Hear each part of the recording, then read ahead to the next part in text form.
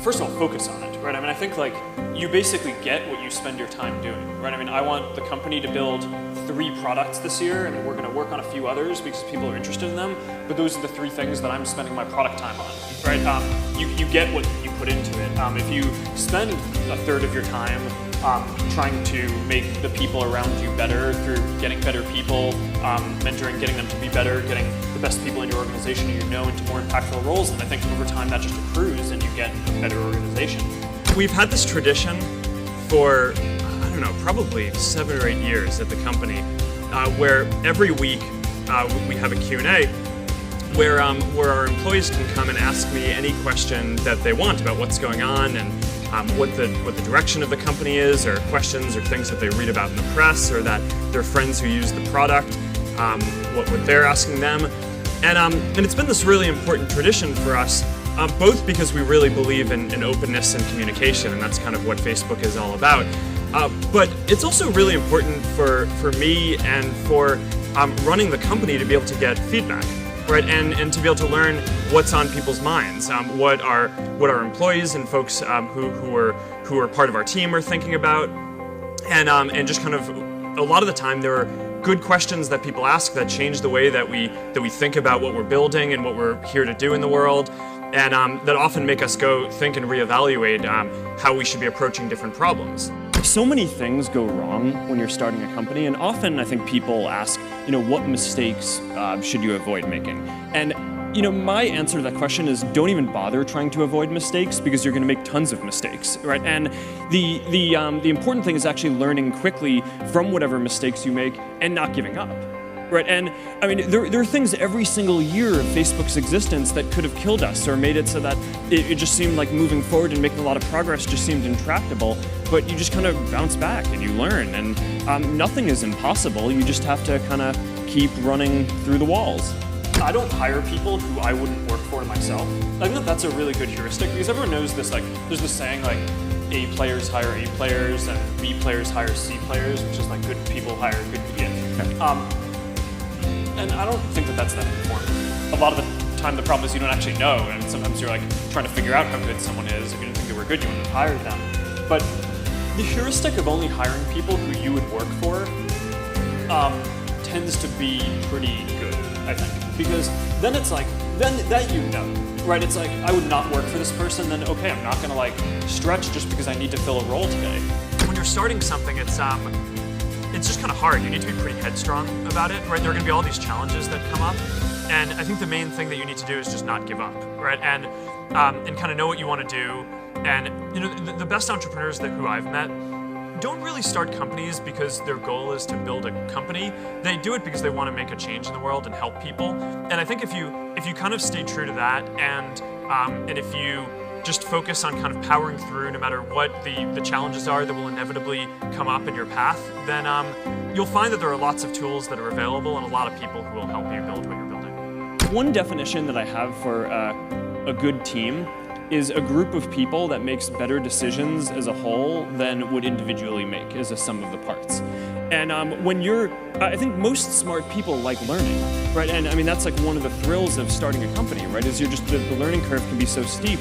And if you can set up a team dynamic where you're constantly learning from the people around you, then I mean, what's better, right? It's like, these are the people I wake up every morning and I want to go learn. And when building a team, you want to think about the dynamics, so that way you can maintain this property that the team makes better decisions as a group than any individual would. I always kind of like, I get a little upset whenever any media attention focuses on me personally and me leading Facebook, much less me. But I think that it's one of these things that the media systematically gets wrong, is that this idea that it's a person, right? It's never a person, right? It's always a team. And the most important thing if you are an entrepreneur trying to build something is you need to build a really good team. And that's what I spend a lot of my time on, right? I mean, I spend probably at least 3 hours a day with our core team, right, at doing things. I spend probably 25% of my time recruiting, finding good people, both outside the company and inside the company, to put in more impactful roles. So there's this inherent conflict in the system, though, which is, are we trying to optimize newsfeed to give each person, all of you guys, the best experience when you're reading? Or are we trying to help businesses just reach as many people as possible? And in every decision that we make, we optimize for the first, for making it so that for the people who we serve, who use Facebook and who are reading newsfeed, get the very best experience that they can.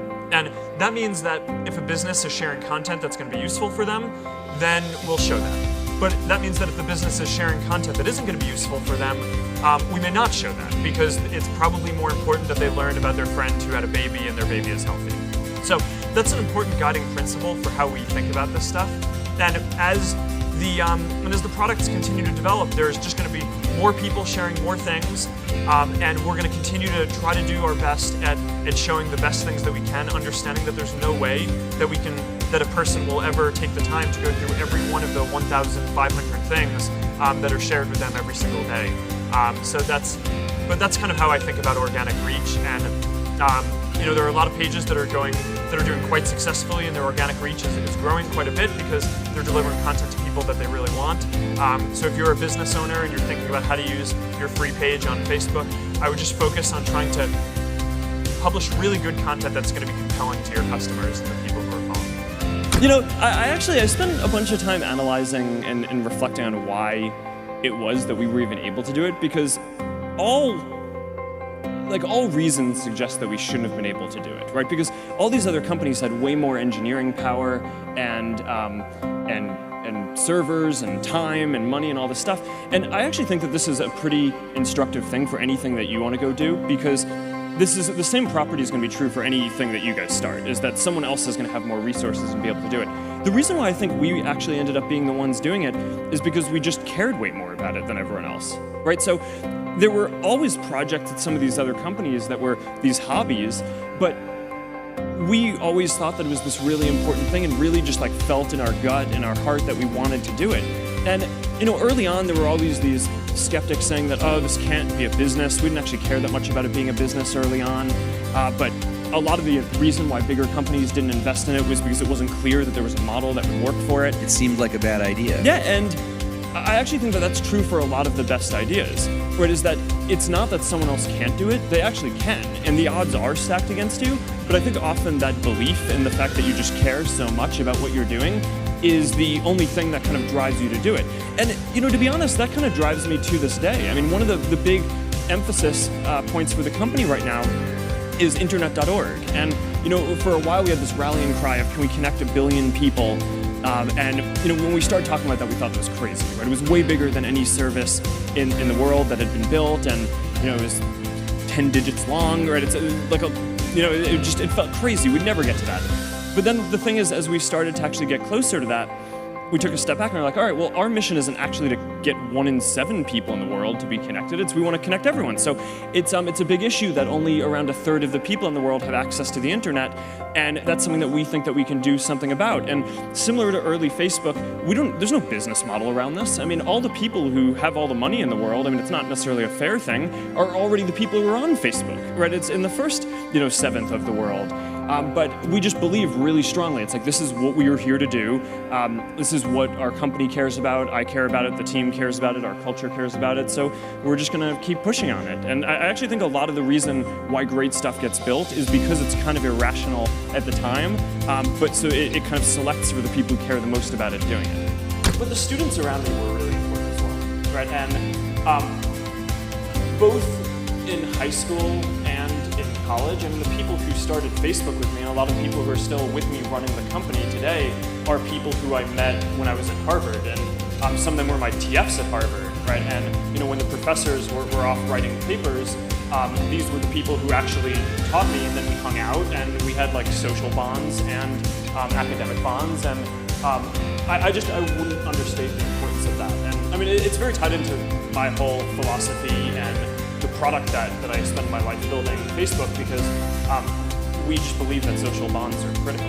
And one way that I think about the value that Facebook is filling in the world is that you go through school, and at least when I did, people just focused on academics, achievement, different areas. And one of the things that no one really ever taught me was having friends is really valuable. Now, I think that's part of the reason why sometimes people view Facebook as a waste of time, but I actually think it's this extremely socially valuable utility. And I know that I wouldn't be where I am today without that aspect of my life being as developed as the academic part.